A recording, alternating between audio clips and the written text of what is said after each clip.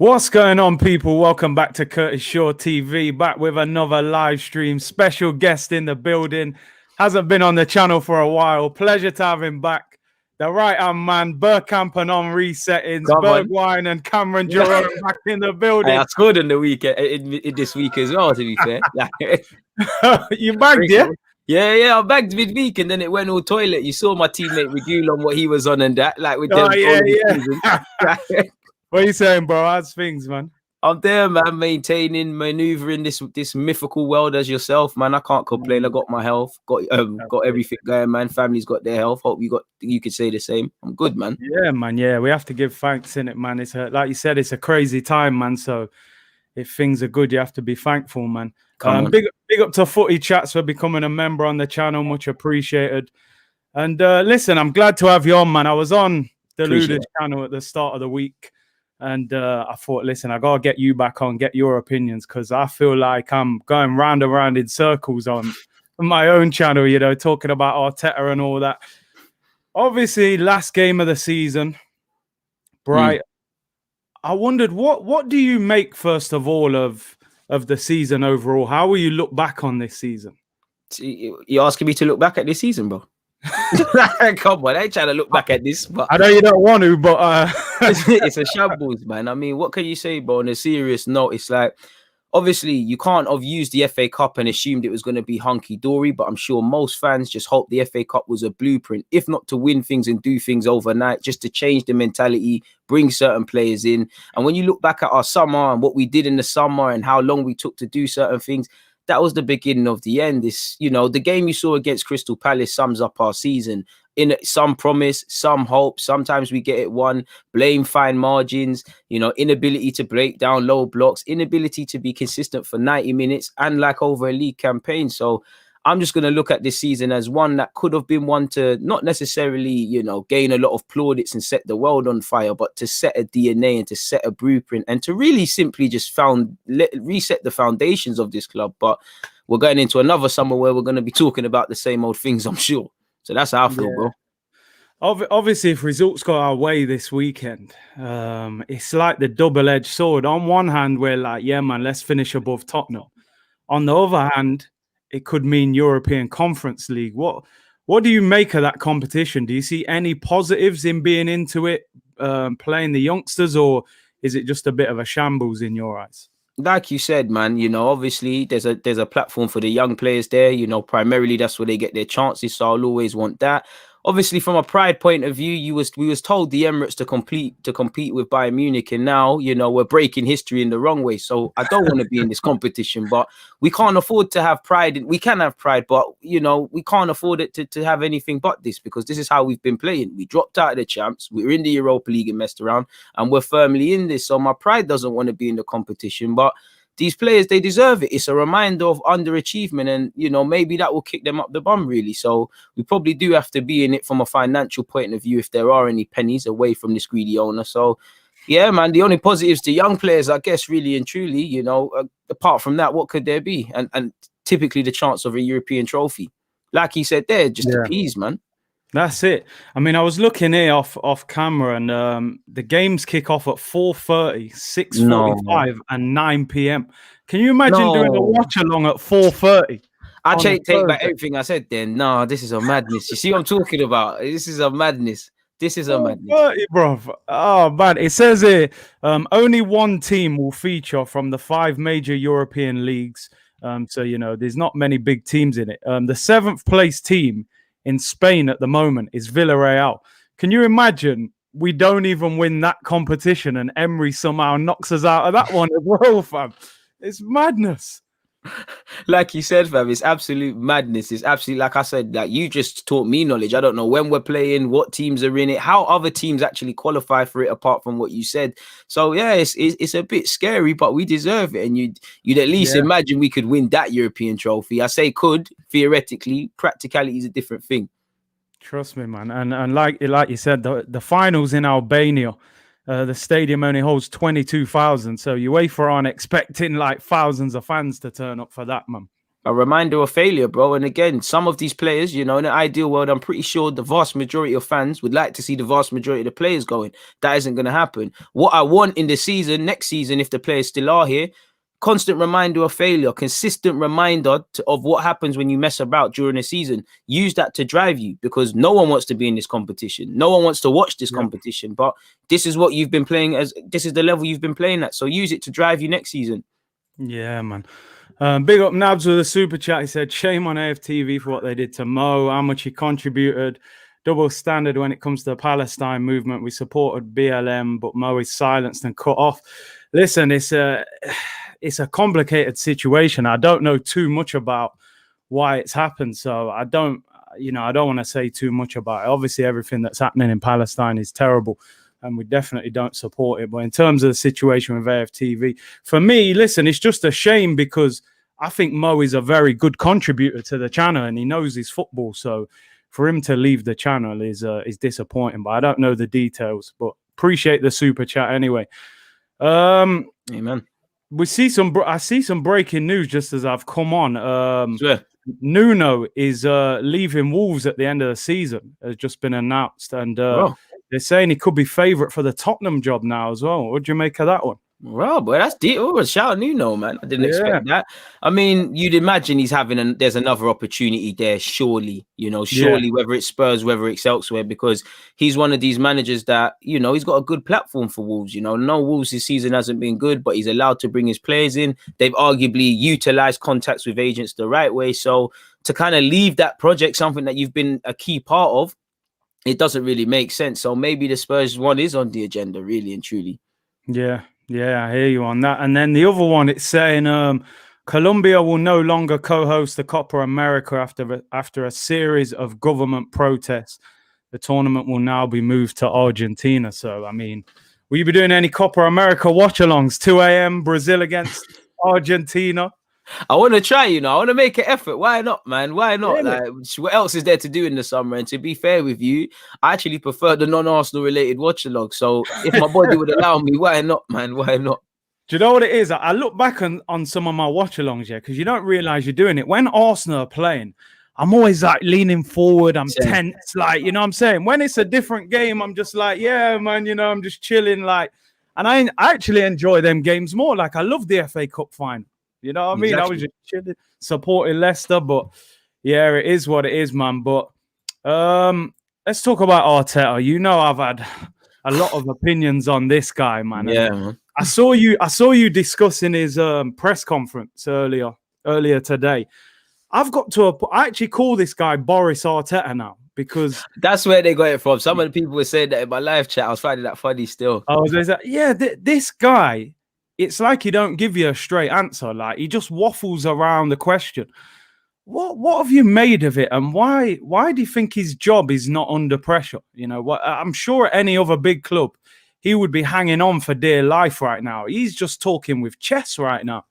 Yeah, man, and it's frustrating because he is clearly between a rock and a hard place. He is the guy that's on the firing line, and he must have been told something's going to happen during the season. But in terms of his press conference, it is frustrating because sometimes he gives you an answer that doesn't help. Sometimes he actually says the right thing. But of late, and I've watched his language kind of change since he's come into this job, it's just vague answers. It's not calling a spade a spade. Sometimes you can find positives where there are negatives, but sometimes you can just say we've been poor or it was poor. Like, again, I can't remember everything off the top of my head, but I remember watching it today and reading it today, and he was kind of talking about making out kind of November was a better period than it was, and he started talking about we've got 2 more points than last season. I said, that's great, but context is key. We know we haven't been good enough. Are we happy with that? It's not good enough. So yeah, it's a bit like some of the comments you're throwing up, man. He's just ducking and diving. It's a bit like a lawyer, isn't it? Really and truly.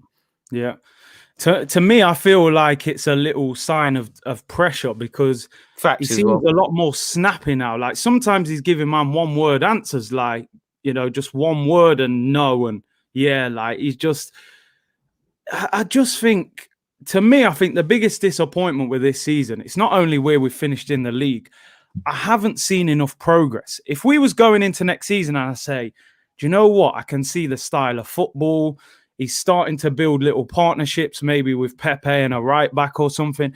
but we're still all over the place. I don't know what the best team is. Like, have you seen enough progress throughout the team this season? No, and that's the thing. It's like you've seen some improvements, you've seen not enough. And what I was hoping with Arteta is that we all know, as much as we criticize him, it's not just him, but the very small variables he can control. I would have liked him to throw me more answers than questions. And like you said, with the DNA, with our style of play, with partnerships around the pitch, with game management being a bit inconsistent, you don't really know where you're at with Arteta. And I would have just liked to have seen more stability. It's like, even when we win, I know that we can play well in big games, but it's understanding how little that plays in the grand scheme of the season. It's like we win battles, we're not winning wars. It's like if you look at the games now, we're playing well for 20 minutes, then turning it off and then turning it on, and then VAR might come into play and he'll focus on those things, which I'm not saying don't change the game, but let's be real. We're told to play to the whistle anyways. We're brought up on expecting referees to not be of standard, whether VAR is good or not, and I don't condone it. There's clearly bias against us, but he focuses on that. And at best, these are 2-minute moments in games. What happened for the rest of it? Is it a thing where he doesn't know his best team? He doesn't know what he wants. Maybe he had a bag of ideas and he's just been shell-shocked. And I have sympathy for that. But at the end of the day, he's walked into this team.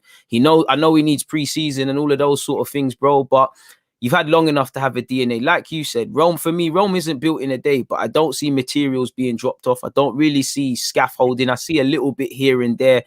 That's all I wanted. Like you said, that was the one thing we could sit here and, I wouldn't say console ourselves being where we're at, but we still don't know really who you like and don't like. We don't really know what you're trying to do. And I want to sit back next season and say, maybe we was wrong, we got it wrong, but it is what it is. It's just like the small improvements are overstated and there's just ultimately no consistency in any fragment of this club, bro. So that's where I'm at, man. It's painful. Big up Daniel, the blind Gooner. He said, afternoon, guys. He's not under pressure because our owners are weak-minded bottle jobs. You said it there, Daniel, man. I appreciate your support as always. But I was looking at it, the attack of Arsenal this season. The only players to me that have looked like they've thrived under him is the young players. So does that mean, they say like you can't teach an old dog new tricks. Can he not improve players that are already developed? Because you look at Aubameyang, worst season in, I think someone was saying 7 years. This is his lowest goal record. You've then got Willian. As bad as Willian's been, Willian got 9 goals, 6 assists at Chelsea the year before. He's got 1 goal for Arsenal. You look at Lacazette, he's about where he always is. Is he struggling to improve the more developed players?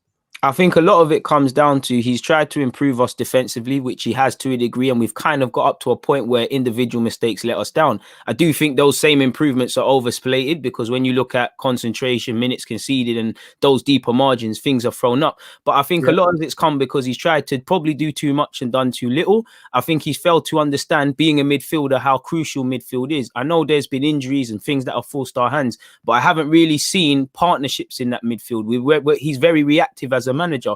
That's why we do well against the top 6. He can plan for what the other teams are going to do.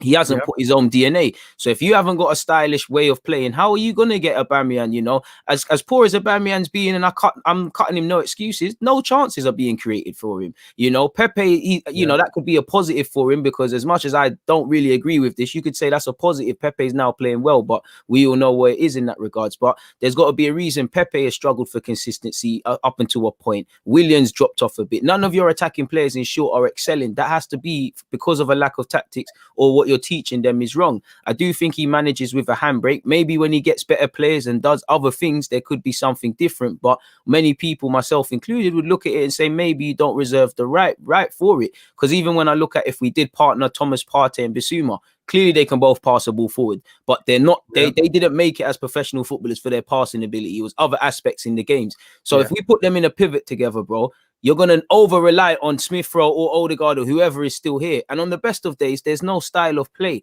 I do think he can install confidence and things like that at times, but he's not done enough. Like you said, there can't be a coincidence. None of these guys are thriving, really. He hasn't got the best out of his attacking tools. And you could argue, not that it's not a problem, but least of our problems as a football club should be scoring goals and all of those things, creating chances. You look at the game against Palace, bro, 35 minutes, we had our first shot. That was individual brilliance. So there's no attacking phases of play, really. I know Smith Rowe goes out wide and we create triangles, but I don't think we try and score enough. And I think that's the main point. Nobody's played consistently together.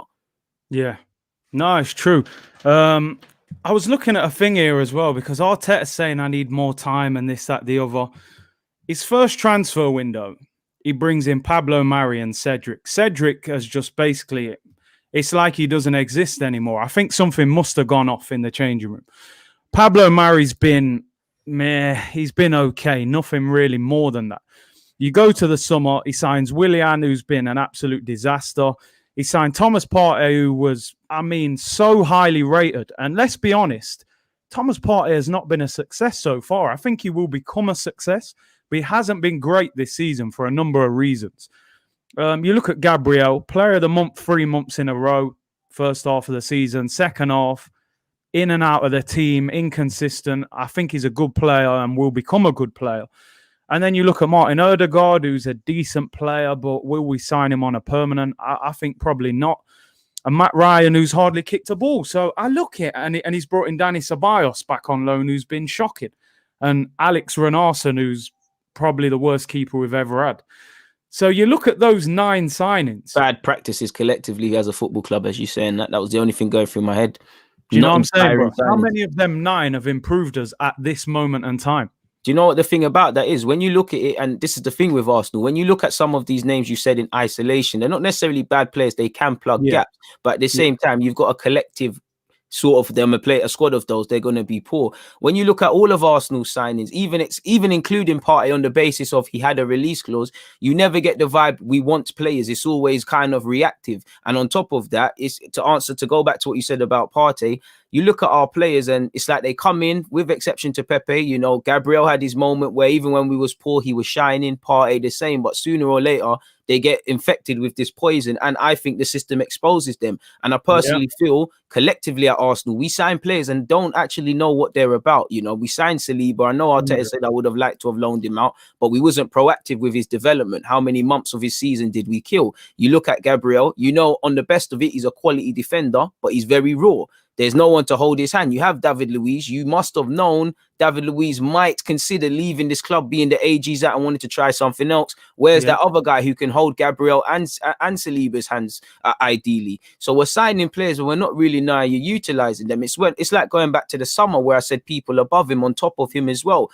You know you need to sign Partey, but Partey, again, he can pass the ball forward. He can't shoot, but he can pass. You need that you need that number 8 next to him. And I think the club did a number on fans where they made us believe it's a case of Partey or at the time Aouar, when you need people both of that skill set. Another team does that. To answer your question about Runnison, again, you sign terrible footballers and you expect and terrible things happen. And, you know, you're hearing coaches are recommending him. Again, you know, he's clearly not caught up to task, but you look at it, he has a coach that knows about him. He's got one foot out the door. They only want a couple of mil. It can be done. It's like we're linked with Bertrand. You know, I have no doubt that he, you know, I don't believe fans when they say they just care about money and things. But you look at it, apparently since playing at Southampton, allegedly see floating that he stays in London. He'll get his move back to London. We'd probably give him a 6-year contract. You know, are we doing this crash thing or are we doing a football thing, bro? Like, bro, you're spot on, man. Big up Nabs with a super chat. He said Arsenal's value has dropped from 2.5 to 3 to 2.2. If we will play crap again, Arsenal's value will be less than 1.5. Then Stan will sell. I mean, he doesn't look like he's in a rush to sell. That's the problem. You know, that's the problem. Let me get this other super chat. Alfred said Arteta's biggest mistake was sending out a best on loan party. Oh, you mean his best partner potentially in Matteo Guendouzi, best centre back in Saliba, and best goal scoring midfielder on Willock.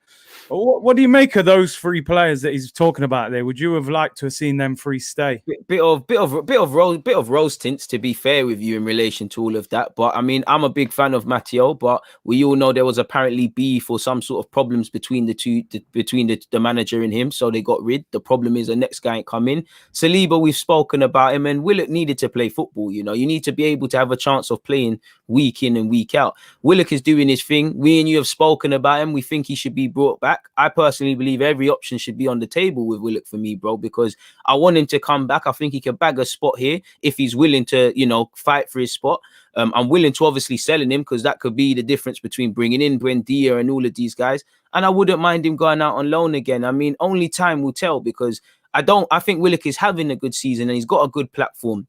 But are we going to get that Willock at Arsenal? Because our game isn't as open as that. He weren't even, we know he's a pivot man, but he was playing as a fake sort of cam sort of thing. So the way one manager's using him and the next one, is it going to be serious? And how much football is Joe going to get? Like I said, football is a squad game and we might get Conference League. Suddenly, if we don't, you strip out those European leagues and that's a time for foundation. Obviously, rotation is a thing, but Granit Xhaka's probably going to play every day over the week ahead of him. You've got Partey who should be. Ideally, even whether we believe Joe should be here or not, we all probably want another midfielder, possibly two. So suddenly, where are the chances here? Where are the chances of playing week in, week out? So it's a case of an honest conversation between all parties. And I think Arteta wants to bring him back. He's a favourite of him. I think Joe wants to come back, but potentially every party has to look at it without emotion, bro, and do the right thing for them. If Joe can get decent football here, stay, why not? But I wouldn't mind selling him to raise funds.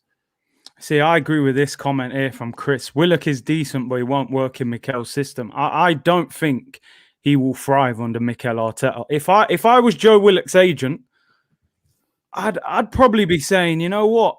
Do you know what? Another club might even come in for him. He may not even go to Newcastle, but I think he's better off going to Newcastle than staying at Arsenal. I don't think he'll get a lot of game time under Arteta. I don't know, man, because he loves him, but I do get you that it feels like he has to force his way into the lineup, like with the Europa League. This is what I mean by Joe's a good option in the squad, potentially. If we're trying to build the team we probably want, I'm not saying he can't be used. Is he possibly going to play? And with Joe Willock, it's another one where you look at, are you utilizing the player you have? Because we can all see Joe Willock's game, even with the goal he scores of a couple of headers, his game is about running, about dynamism. We need Joe Willock to show more than that, because saying the midfield runs a lot doesn't sit right with me. We need a bit more quality, but that's his skill set. Suddenly you stifle him. You have to understand the player you have. But it's a difficult one, man. It's a very difficult one to answer. And again, football fans will sit here if he continues to have a great season and he goes, we shouldn't have sold him. If he comes here and, like you said, the same Joe Willock that's been in Mikel's system, I think a very underrated aspect has been, Joe, you get confidence from playing. Like, your manager can tell you you're as good as you want. You can play Europa League, but when you're playing consistently, when you're actually doing match of the day sort of things, it's a different feeling, really. Yeah. I would guess. And I think, like he's saying, like with Joe, we play 4-2-3-1. He's not going to play in the 2, like next to Partey. And then if you play him number 10, like you said, I don't think he is a 10. I think he needs to arrive late rather than already being there. Can't see the game on the half turn too tough. Yeah, they're a bit of an Aaron Ramsey, and I just don't think. I think Arsenal are. I think we're in a very difficult situation where the Kroenkes aren't going to give us the amount of money that we need. And I think we've got to be smart with selling players this summer. And I think we could get 25 million for Joe. I think Newcastle really want him. I've heard St. Maximum talking about him, Steve Bruce. I think it's a shame because I think he's got talent, but I would probably cash in on him at 25 million if I'm being totally honest. Yeah, man, you're right on that. This is what I mean by when we speaking on Monday, where I said, make sure you're hitting the like button of this video, guys. But this is where we were saying on Monday that we have to be cruel to be kind. The Maitlands, the Joes, these sort of guys, we all want them to stay and do the best, but we have to double down on decisions, not do this thing where, all right, we're not in the Community Shield, but it looked like Maitland-Niles was going to leave for a large period until that game. Then we've changed our whole mind. We need to be proactive. Like you said, we got to be cruel to be kind. If you lot know if Kroenke is going to give you money or not. So you need to know, boom, Maitland-Niles, he might not be setting the world alight, but he's playing in midfield now. Will another team take a chance on him? Make your money. Joe Willock's had a standout season. He's come from the academy. He's played a lot of times. He's won the FA Cup. He can leave with his head held high. Do what you can with the 25 million. But this is where having a plan comes into it. I'm pretty sure you think like me, where we're just going to wake up on Monday morning and they're going to go, oh, we better start planning for the summer. Like, we better start deciding what we're going to do. Realistically, Curtis, I know this is your channel, but let me ask you, because you've played football at a high level. You've played football at a high level. Realistically, bar the occasional exceptional circumstances, is Arteta going to change his mind on too many of them players, whether they're at the club or on loan? There's a bit of give or take, but can you see it happening? The decisions surely have been made already. Whoever's good, whoever don't like, surely. Yeah, no, they should have been. They definitely should have been. And this is why it was frustrating with him in his press conference, because he gives you no clarity. I understand you can't tell us that a player's going if you haven't even sat down and told him yourself. I get that. But I just think that's what cost us last summer. There was too much, what am I doing with Saliba? Let me look at him for 6 weeks and I'm not sure he's good enough. And then you keep him, but you don't register him. Then you get rid of him in January. Like 10 players like this. Same with Ainsley, you turn down Wolves to keep him, then don't play him, then loan him to West Brom. He's been relegated and he's probably worth less than he was last season now because he's got a relegation on his belt. So they need to be sure with their decisions this summer, man. And I just hope he is. Nab says Arteta treats players like Saliba, Ozil, Matteo, Martinelli disgusting. Willian is leaving. He knows Arsenal are crap. Arteta does not give players freedom to play, confused, no fluidity, and we are slow. I hear what you're saying with a lot of that. I don't think we play with enough freedom. I think at times, I think that's even a part of the reason why Joe Willock's thriving at Newcastle. I think when they attack, he's just saying, go on, have a go at them. It's clarity. It's clarity about what your role is in the team. But big up Nabs with a super chat, man. I appreciate that. HK said DG getting hench. Man's I'm in trying, that man. I'm trying. COVID. Hey, you never know when these YouTube guys might try to run up on you, man. I can't go like that. You gotta try a thing, man. You know what I mean? Hey, man. Hey, no, I'm just looking here, bro, through the loan players, the players out on loan.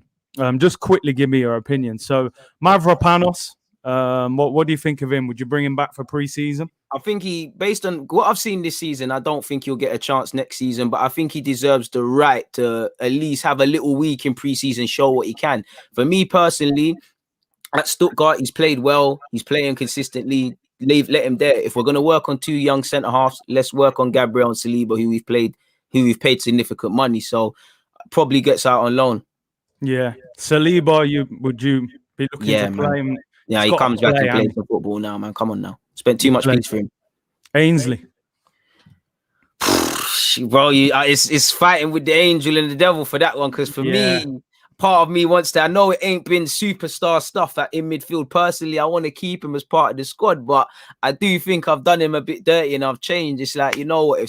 I hear what you're saying about getting relegated, but if he really wants to play midfield and we really don't think he's levels, we just have to get a change from him, get a money. Wherever he goes, he's going to end up playing right back at some period. And sometimes I think we have to understand not everyone from the academy has to go on and do maybe what Saka's doing, Smith Rowe's doing, and other people. Sometimes they just have to make money. So it's looking like out the door with that one. Do you think, just quickly, do you think Ainsley's kind of tarnished his own career by not letting go of this centre mid thing? Like, should he have just said, you know what? Bellerin's out for a year. I'm going to be a right back. I'm going to be Arsenal's right back. On one hand, yeah, because obviously, if he wasn't playing fullback at Arsenal, historically, how many appearances would you have? You wouldn't have too many appearances like at Man United through the middle. So, yeah, there is that, and it's about minutes. Minutes are currency. But same way, you've got one career to live. If you think you're a midfielder and you're prepared to take what comes with that and whatever, and people not rating you, then go and do that, go and do that, really. I would have, for me, opportunity at Arsenal, I would have played right back, but does he, I'd love to hear him speak. Does he actually like playing there? Like, is he genuinely uncomfortable there? So if he feels like that, let him go midfield, man. But based on what I've seen at West Brom, you ain't going to play at a top team right now there. No. Fair play, though. This one's interesting to me. Guendouzi. Well, he's got a year left. Arteta ain't messing with him. I would keep him. But if not, we have to just keep it moving there. I think he's a quality player. And, let's just make a change for him and let it happen, man. Like, we should keep him. But is what it is. I'm defeated in that aspect. I agree. For me, I think we should be keeping Guendouzi. I don't think he's like an amazing player, but he's 21. He's got a cap with the French national team. He's the captain of the French under-21s. That's a player that, like, I can imagine if he was playing in France and doing well, fans would be saying, yo, have you seen this Guendouzi who plays for, Lyon or something? He's only 21. He's a French international. We should go and get him. But listen, I don't know what his attitude's like. And like you said, he's got a year left on his contract. I can't see Mikel Arteta giving him a 1-year deal clearly there's a problem between them as well. So it goes beyond football for me. That's why I'm saying that one day it just has to go now. It's not a football thing. You're not his cup of tea. You're a headache and things like that. Bro, someone said Guendouzi's too unpredictable. Bear man at Arsenal are too unpredictable, man. You know what I mean? Granit Xhaka and them, man. I agree with that comment. You know, if you could just tell him, tone it down, calm it down, have a bit of humility. I think there's a player there, man. Yeah, the thing is, we've seen it though in the younger years, man. Rooney and them, man, getting red cards and they're a bit fiery. That's where the manager's got to put the arm around him, say, listen, just channel that in the right way. Relax. You know what I mean? But listen, I agree. I would keep him, and I think he would be decent next to Partey. But I don't think Arteta wants nothing to do with him. Torreira. He's got to go in it. His heart's not in it, and I have sympathy with what happened with his mother and that. But prior to that, all you heard about with Torreira, none of it was good performances in Spain. It was all I want to leave, and his dad's come out and say they're even on going France. So let's keep it moving, man. The minimum I want next season is, regardless of ability, players are serious about what the project we're trying to do, and for whatever reason, Torreira's not. So out the door, man. Yeah, Torreira definitely got to go. And then obviously Joe, who we spoke about. What would you do if your hand was forced on Joe? Well, do you know what? I'll probably lean towards more keeping him. If I get that 25, 30 plus million bid, like you said, I'm selling him if I'm completely honest. But admittedly, half of the names you said and a couple on the books already, I'm trying to get rid of them before Joe. And the tricky thing or the techie thing with Joe is, we can't really bring in before we let people go out, but we can't really let people go out before we've brought in. This is kind of our bad management and squad management. So it's a techie one, Curtis. Yeah, it's tricky, man. It's definitely a tricky one. I hope they make the decisions quick. That's what I'd like to see, man. Big up Nabs with a super chat. Much appreciated. Said, to be honest, don't see no change when we get new players, i.e. Partey comes to Arsenal, gets injured and becomes an average player. What makes you think we'll do better? That's a tough question, isn't it? Because Arteta can go and buy these players in the summer if there's no system. And I think the system is why Aubameyang's been failing. I think it's why Thomas Partey's been failing. I think it's why Gabriel's probably struggled towards the end of the season, because you sign Thomas Partey, that doesn't fix your midfield. You know, like you said, we needed Aouar and Thomas Partey. That fixes the midfield, the ball player, the ball winner. We've actually got Thomas Partey trying to dictate games of football and giving the ball away. Everybody just freestyling, man. It's like when you just bring your boys Power League and everyone's just doing random stuff in the five-a-side. Like we just sign good players and expect everything to change. Like there's a midfielder, go and do it. It don't work like that unless you're Lionel Messi and that. It's not going to work. I think all these players need to take accountability because they've all had a poor season. But it's like I said at the start, there can't be a coincidence, especially with the midfield, which we haven't seen anything. And up front, why not really a single player is excelling consistently, bar the Smith Rowes and the Sakas? And are they, there's going to get a point where we're looking at them, even Saka, we've had to over rely on both of them. But Saka, if we're real, the last 3-4 games from Saka, he's been underwhelming. He needs a rest. This is the problem. Big up Shaka with a super chat, said, Liverpool fan here, you two are the two realist Arsenal fans. Big up, man. Appreciate that. Just quickly on the three players we've got in on loan. What would you do with those three? I think I know your answer on Ceballos anyway, but Matt Ryan and Ødegaard, what would you do with them guys? Do you know what, man? Matt Ryan, I don't mind him staying as a calm backup. I like his attitude. You get the vibe that he's serious. He knows when called upon, I'm going to play serious. In the minimal opportunities he's been given, he's been done nothing wrong. And it's actually unfortunate that he can't play anymore this season because I think he's on, we won and Leno played well. It's nothing to do with Leno against Palace, but I think he has deserved some opportunities, especially when it's became clear that it's done. So if it can be done, don't mind him staying. Ceballos, as you said, man, back to Madrid. We spent however much million on loan for the loan fees. We haven't got anything for him. Ødegaard's is a techie one because admittedly I don't know where I stand, man. I think he's a baller. I think he's got technical ability, but I don't know because when he came, I was thinking, he's a bit meaty. Then he had that real purple patch and he's come back injured and been playing. So is it an injury thing why he's gone back to type? I'm not sure, man. For a certain price, I would like to make him permanent, but I'll try and see if we can grab him on loan again. But Real Madrid is techie. He's got a couple of years left on his deal, and I don't know if Zidane's staying or going. Yeah, I agree. I think my biggest problem with Ødegaard, man, I want a 10 that scores goals. I want a 10 that can, Yeah, man, edge of the box, 25, you're letting it off and scoring. Odegaard, to me, he's a typical Arsenal player to me, and not for the right reasons. And not, you know what I mean? You give him, like behind you on the green screen there, sunny afternoon at the Emirates against, West Brom. He's going to look like a genius. But when it's raining at Burnley and, Chris Wood's in your face. And do you know what? Yeah, I agree with that. But then I have to critique my own opinion because, like, to be fair to him, I have seen him do it in the Europa, try and turn it around in the Europa League and against Hammers, where we obviously had the open mic. But it's like, is it a thing where he's one of them where we need our old school leaders, the Tony Adams, the in your faces, and then he can lead by his other examples? It's like you said, he's an Arsenal player, good and bad. But I cut you off, man. No, it's cool, bro. I just think, listen, there's no doubt he's a good player. He's definitely a good player, but I'm just not sure if he's what we need. I don't think we've got the team to get the best out of him. If you get the ball to him quickly in space and his movement, yeah, cool. But you've seen how slow we play, man, through the lines. It's way too slow, man. Like man said, can he do it on a Thursday at 4:00 in the conference league? No, listen, moving forward, obviously, the situation with the owner. Oh, man. There's been protests and more protests planned. There's been this bid by Daniel Ek. He's rejected it. Do you think the Kroenkes will sell at the right price, or do you think they're just not interested whatsoever? Well, they're not interested until it's the right price. I think indirectly you've answered your question because, again, they've shown Arsenal's performances. Obviously, at some point, it's going to hit their pockets and has, but they've shown that their success and Arsenal's success, or what we deem success, don't necessarily have to be correlated for a number of reasons. We all know how they look at our club. Everyone's got a price in it, and it comes down to Daniel Ek. You have to clearly make these guys an offer, maybe that potentially, when you move emotion, Arsenal is not worth. And again, the techie thing is, I'm sure Daniel loves the club. We've seen Bergkamp speak, we've seen him speak, but there's a price for everything. There's a price to sell, and there's a buyer's price. At what point does it go where, let's just say, we all say 2.5 million or 3 billion, 3 billion, 2.5 billion, maybe he'll do that. But what if Daniel says, you know what, or his advisor say, you know what, that's too far.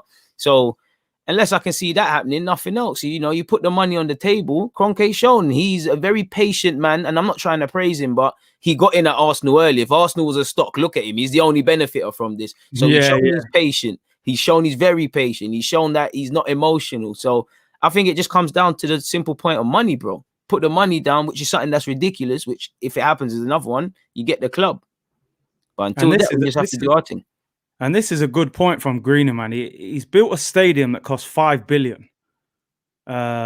This is it. And he would have taken that loan on the basis that I own Arsenal, I own the Denver Nuggets. Is he even able to just sell one of his clubs while he's still paying off such a big loan? It's complicated. This is it, man. We're collateral, and this is the problem with us. We're just at his mercy. He's using us as collateral to do his thing. So Greeny, man, probably has a serious point with that. I'm just seeing now as well some more breaking news. They're saying they understand Leicester are in the final stages of completing a deal for Ryan Bertrand, 2-year contract. It says Arsenal were also keen, but player has had a long-standing relationship with Brendan Rodgers, also keen to play in Europe. Now, I mean, man like Ryan Bertrand is saying no to Arsenal. Man saying I want Europe. This is it, and this is the sobering reminder. I think, on one hand, obviously, Arsenal's chest should be high. We're Arsenal, it's a cannon. But on the other hand, we've got to accept it, bro. Leicester, you can't rely on historical things. If you're given a legit choice, well, you're going Leicester because the squad, because the way the chairman is and the owner, everyone's singing from the same hymn sheet. It's not serious, man. It's the same logic that saw Vardy reject this. We all know Vardy, on top of their sporting project, he had comfortability there at Leicester. You couldn't offer him something to make him want to risk that. This is a sobering reminder, like with the Conference League, bro, as to why we're here. And, we all know it. We can all see it. There's nothing between our eyes. It's the people that manage this club, that own this club, They could tell us all these statements and all these things, but seeing's believing in the summer, bro. It's long, fam. Bruv, you know what? There's over 1,000 people in here. Make sure you go and subscribe to Deluded's channel, man. Appreciate Quality content as well. Smash a like as well. Come on. Like, sometimes I sit here, and I swear down, I don't know if it's just me. I sit here and I think, what is happening to this football club? Like, we're on the verge of going into a competition. happened. We're in the middle of it right now. Like, we're on the verge of the Conference League. We're being rejected by Ryan Bertrand, a guy who's 31, been released by Southampton. I mean, listen, I got to be honest. If I'm Ryan Bertrand and take away the emotion of me being an Arsenal fan, if I've got Leicester and Arsenal, I'm going to Leicester. And Arsenal probably offered him a free, based on the sort of nonsense we've been doing. I'm not saying Arsenal did this, but Arsenal probably offered him a 3-year deal, so he could have come by the same logic of Willian. But why didn't he? Yeah, like you said, he lives in London. It would have been comfy for him to just go Arsenal. He's probably looked here and thought, do you know what? Like you said here, he's a Champions League winner. He's probably looking, for a late flourish in his career. Hasn't won anything at Southampton. Leicester just won the FA Cup. They're building a new training ground. They're in the Europa League. That's a club going places right now. And this is what I'm saying. When Arsenal are talking about, I heard David Ornstein saying a number of players are interested in joining Arsenal's project. I mean, what kind of player? I don't think any top player wants to come to Arsenal right now. I got to be honest. Yeah.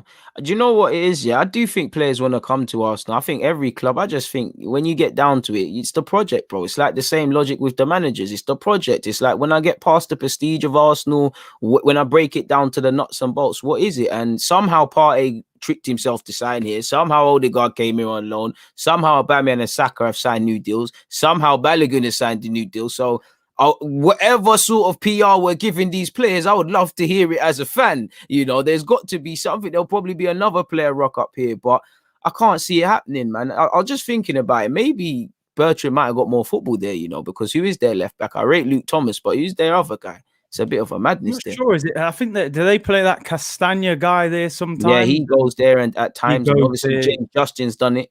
Fantastic depth, though. They got good depth, man.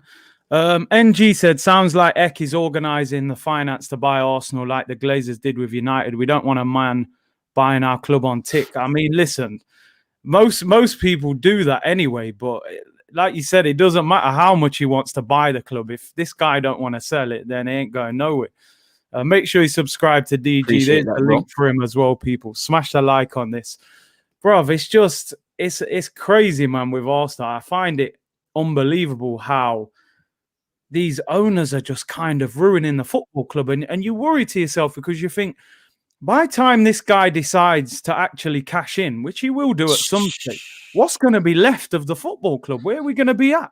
This is it. That's why you're kind of hoping that, Arteta or Emre before him or whoever's the manager can work a miracle, or somehow the people above him can somehow find players. But instead, what gives you even less confidence is Kroenke is ultimately the devil and what's stopping this club at this moment. But then you've got incompetence below them. It's like, as much as I feel there's underinvestment and all of these things, bro, Pepe costs money. Xhaka costs money, Lacazette costs money, again, I'm just using them as examples. Money's there. Are we necessarily utilizing it? When are we going to stop doing this? Could have got this guy, should have got this guy, actually sign these players, because we keep missing out. I don't know if there's a plan here, man. And again, it just feels I'm not going to say it feels it does, but when I hear Edu speak, when I hear the mouthpieces that speak for Kroenke's, when I hear Arteta, I always, and this kind of rubs me up the wrong way, I always get this feeling is like, if you're not involved in this club right now, there's something going on. Just shut your mouth and wait till something goes on. You always made to feel there's a plan, but you never see it, bro. So it's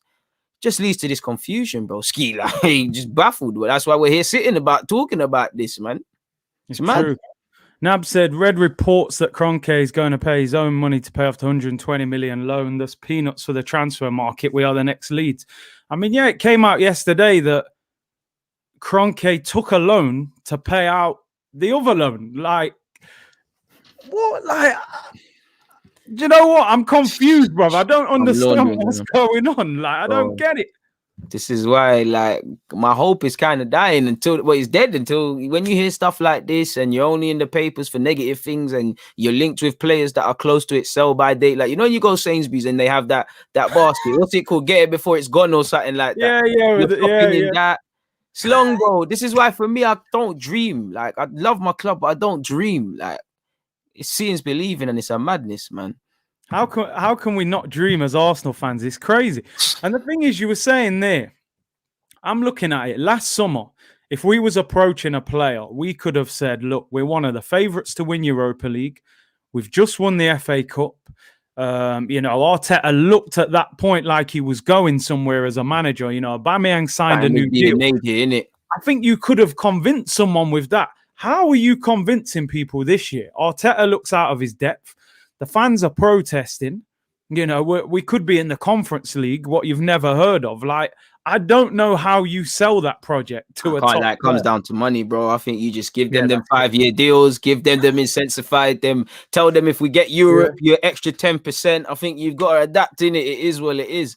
Or whoever is selling these dreams to bring in Gabriel and Partey, give them a promotion and make them do every transfer with it, because we're going to have to sell dreams to good players. Like, if we do get Bassoon, we're going to have to sell him a movie.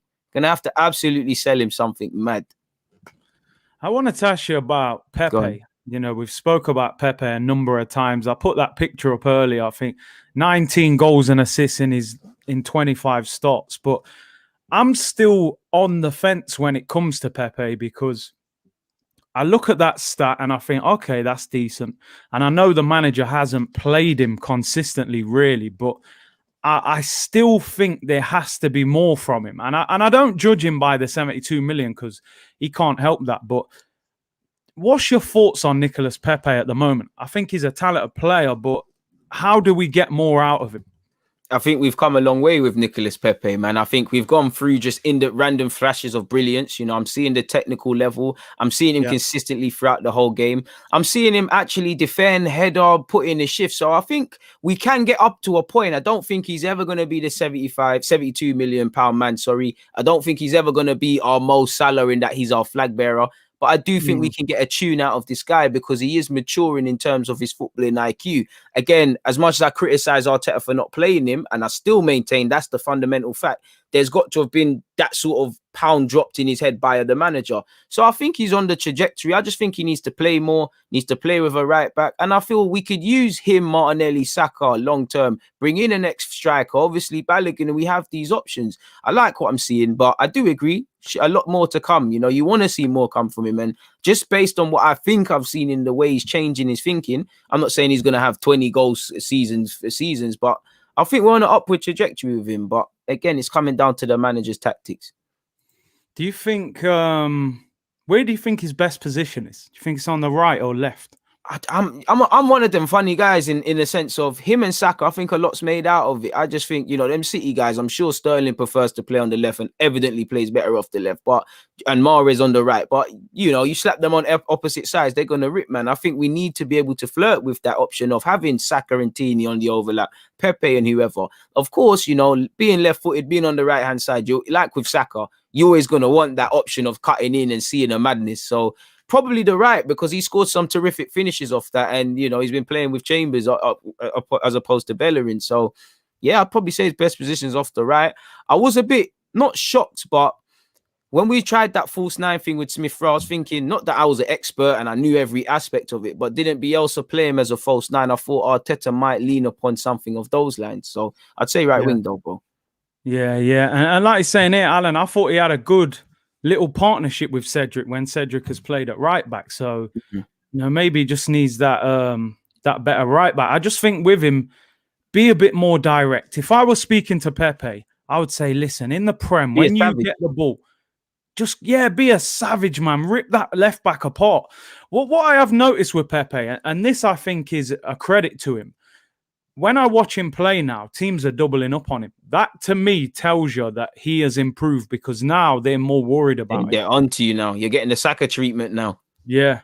So, listen, I think next season's a massive season for Pepe. I think we are going to probably sell Bellerin and probably bring in a right back. And listen, I just hope he treats Pepe properly next season, man, because when you've invested that kind of money, you've got to give him the best opportunity to thrive. It's the handbrake with Arteta. You see, and again, I'm hoping when you get midfielders, something might be different, but I've seen no evidence to say it. Maybe when you get the defenders you want or the midfielders you want, you free up these attackers, because I think it's his handbrake. It's his handbrake that isn't getting the best out of Pepe, that's been reluctant to release Martinelli, that's over-relied on Smith Rowe now that he's been given a chance. And obviously with Saka, the minute he unleashes his handbrake, because let's be real, no current front three can we put together that's the best in the league, but it could be one of the best. And away from that, we've got players that can present problems. So when I'm seeing games where we're having 3 shots, come on now. Oh, this is on tactics as well. The players need to sort it out themselves, but come on now, free up the attacking players and let them wreak havoc. The Pepe skill set, like Saka's, you don't want to defend against them. You don't want to. Who wants to defend against a winger that always wants to take you on and is comfortable going outside and inside? I, as a fullback, don't want you. I'm just going to spend the whole game kicking them, and I'm not going to get anywhere with that. Like, oh my day. Nab says reports going around Martinelli wants to leave. I mean, I haven't seen too much about that.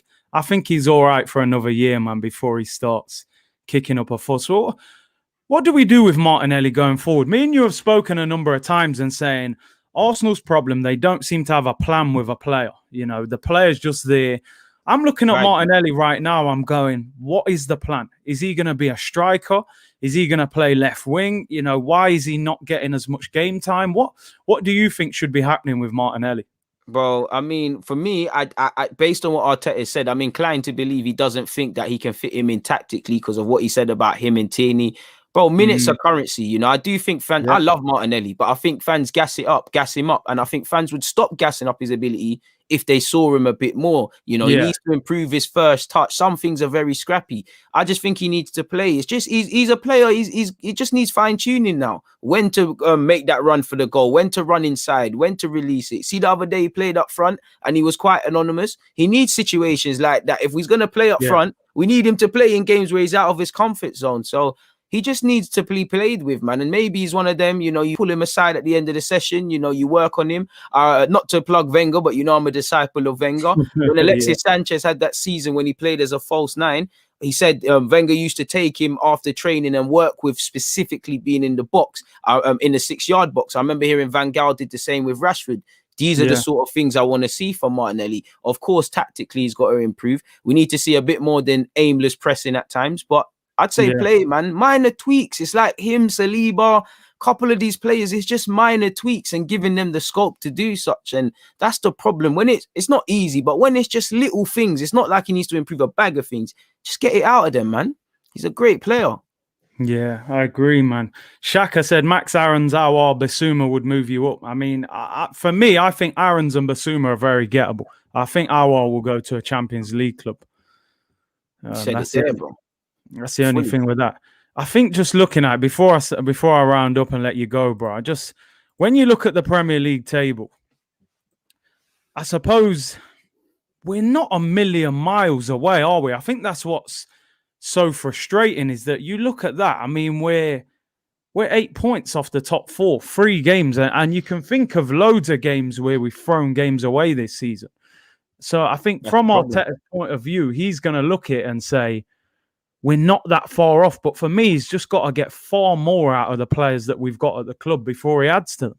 Because for me, bro, I agree with you. For me, looking at other team situations, that doesn't give me faith. If I'm struggling financially and I look at other men and they're struggling financially and I say I got 10 more pounds than him, that isn't helping my situation. Like we could, I think that would be rose tints to look at it and say we're off it. Where if we're real, apart from City, if the season finished the way it is right now, Man United the same because they're second, and I guess Chelsea had Lampard.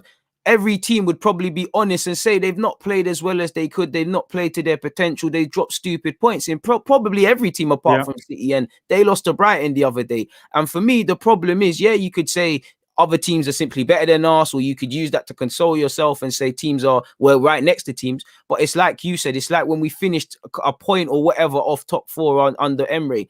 We need to look inwards first. And for me, that just reflects the many, the double done against us, against Aston Villa, being stupid against Leicester, drawing, Everton took 4 points off us, or did they take 6? I can't even remember if they won that game. Yeah, they took 6. Yeah. Way before the other teams, this is the problems. In fact, arguably, transfers are one thing, but when you look at these games, we never really sat there and say we needed a striker who can put chances away because we don't create them. We can talk about defense, but we just shoot ourselves in the foot.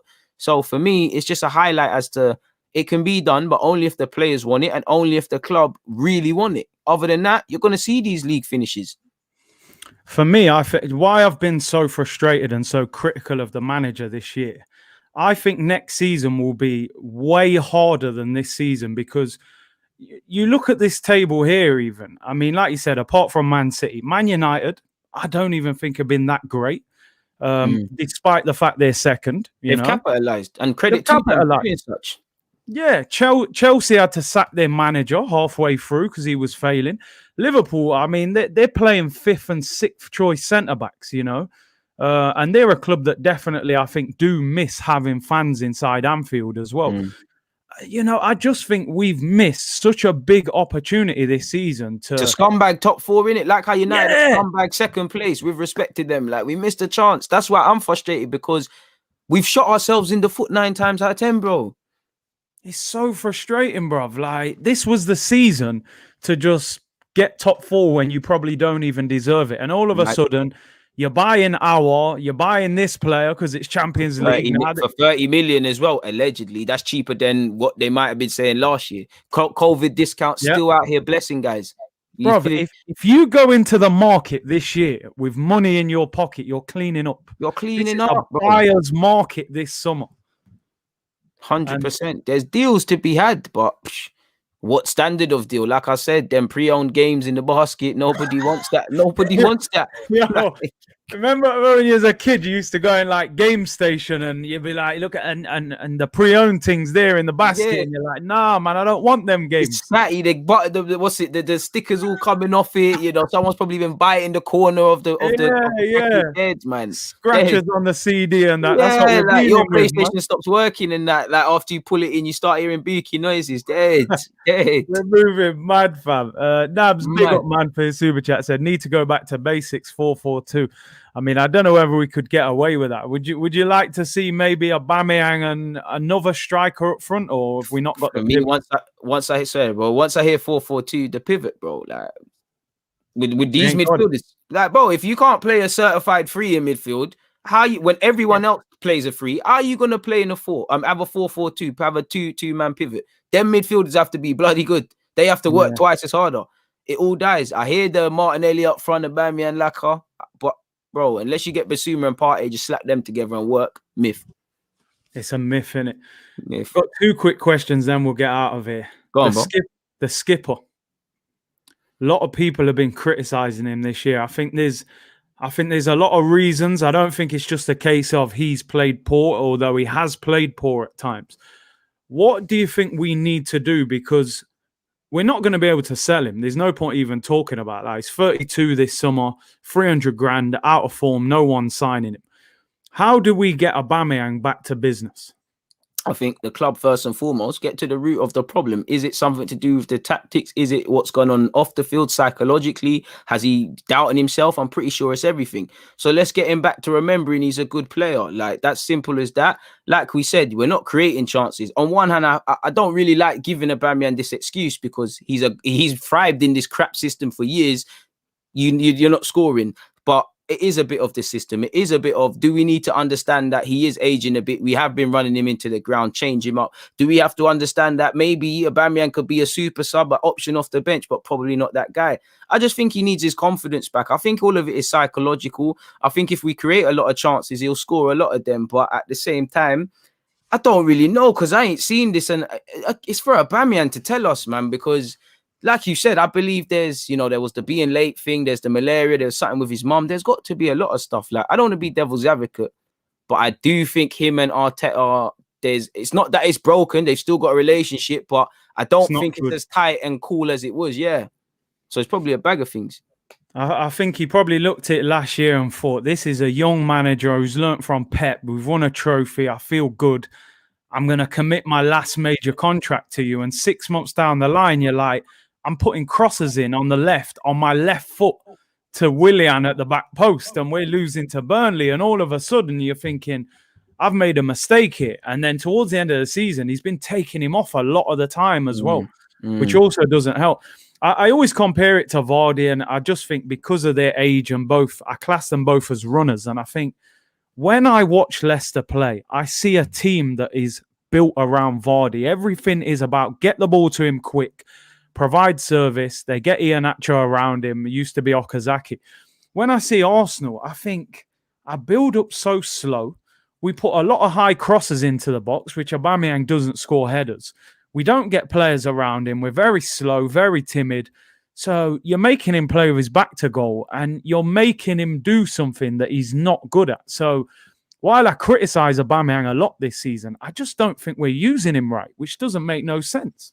This is it. Like you said, when someone, for all the criticisms I can give him, Aubameyang's one of them strikers. It's not a half and half thing. There has been sometimes he's played well with his back to goal, or sometimes you can get a tune, but he's not like a Lacazette where you can do a bit of the dropping deep and he can do the strength thing. It's that you have to double down on giving him them services in behind, off the last man's shoulder. You almost have to spam them sort of things. You know, if you give him whipped low crosses, he's going to put them away. But when you know you're not getting service, when you spend the whole game just running around, when some of your teammates just simply don't have the ability in the rare times they could pass it, you're going to lose your motivation in that, man. You're going to lose it. I mean, imagine Aubameyang's left Borussia Dortmund, who, you know, Champions League, they challenge for the league, don't really win it. You've come to Arsenal, and now you find yourself at the back end of your career, mid-table, Conference League, playing for a novice manager, getting no service. You know, I think there's a lot of frustration. And like you said, I think there's tension between Aubameyang and Arteta. And that's not good when the manager is falling out with the star player. Someone's saying here, take the armband off him. What's your thoughts on that? Nah, man, you know, I'm with everyone. I'd love Tierney to have it. I don't necessarily think Aubameyang is captain material, but nah, man, because again, the man signed a 3-year deal. You're not going to move him on. You're going to take his captaincy away. Obviously, the game ain't based on sympathy, but you're going to shoot a man's confidence even more, because that's going to tell me now you really don't believe him, man. And for me, I know he's not the captain we're accustomed to see in the Premier League, but how we build up, we don't switch on guys, man. And you know, I'm prepared to ride with Aubameyang. You know, you've got until Christmas next season, no agendas have to start, but I think it will get better for him, man. I keep him with that captaincy, let him do his thing, man. Yeah, man. Last question, we'll finish on a positive note. What do you want to see from Arsenal in the transfer market? What would make you feel? Well, I'm trying, bro. Positive. Listen, we're not signing Ryan Bertrand anyway. You know, we've been rejected by Ryan Bertrand people. It's all mad. For the summer, for me personally, if I want a couple of midfielders or a midfielder minimum, I want a centre half. But if you weren't to give me anything, just give me a right back, man. Just give me a right back. Just let me have a competent back five. If Leno stays, I have my criticisms, but he's not a bad keeper. So Gabriel Saliba is cool. Tierney is cool. I don't want 55 man playing right back. There's been too much different guys. I told you on my live stream, if it carries on like that, I'm sending in my application. I can't lie to you. Like, seeing what can be done. And I've seen how you tackle it right back as well. Yo, I'm telling you, man. We need some stability in that defense. But 100%. Listen, for me, I want to see that partner next to Partey, man. I cannot have another season of watching Thomas Partey next to these bums next to him, because like we said before, we're just going to pollute him, and we have been polluting him this season. Just put a Basuma next to him, put an Aouar next to him, someone competent, get a good right back. The crazy thing is, I don't think we're a million miles away from having a pretty decent competitive team if we can get more out of them. So it's a big summer, man. Protest on Sunday. Are you there? Are you waving flags? Are you bringing your boots? We might be on the pitch. I'm bringing my boots. I'll probably turn up briefly, because obviously we got a watch along to do it. I probably ain't going to be at the main of it, but I'll show face and cut out quickly. Why not? Yeah, why not, man? Listen, big up for coming on, bro. Over 1,000 people in here. Make sure you go and subscribe. You can see it in his handle. What have you got coming on? Anything on today or tomorrow? No, I just done a stream touching on basically what we've touched on here and some wider Arsenal points. But apart from that, no, I'll probably take tomorrow off. I'll probably drop some vids, but not a live stream. And then watch along like yourself on the weekend. So yeah, last one of the season. We're done, man. If would you rather finish 7th or not finish 7th? Yeah, with Conference League. I mean, 7th, man, because we're 9th now, innit? Like, as high as we can, innit? Save as much face as possibly we can. Like, it is what it is. Yeah, we got nothing else right now. We got to take it, man. We can't turn things down when we ain't got nothing.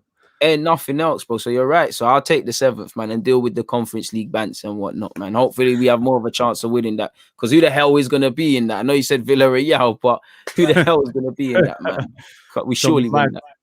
Yeah, I man. said Virgil.